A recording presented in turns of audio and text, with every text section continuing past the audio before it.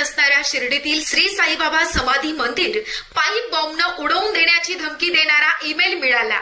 3 मे या दिवशी सकाळी अज्ञात व्यक्तीनं ईमेलद्वारे ही धमकी दिली आहे। हा ईमेल नेमका कुणी पाठवला आणि कुठून आला याचा शोध चालू आहे।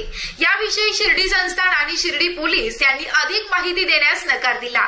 या प्रकरणी मंदिर सुरक्षा प्रमुख पोलीस उपनिरीक्षक रोहिदास माळी यांनी शिर्डी पोलीस ठाण्यात तक्रार प्रविष्ट केली आहे। या धमकीनं भाविकांमध्ये भीतीचं वातावरण निर्माण झालं। श्री साईबाबा समाधी मंदिर परिसरामध्ये सुरक्षा यंत्रणा कडक करण्यात आली आहे। साई संस्थानला यापूर्वी देखील असे धमकीचे ईमेल आले होते।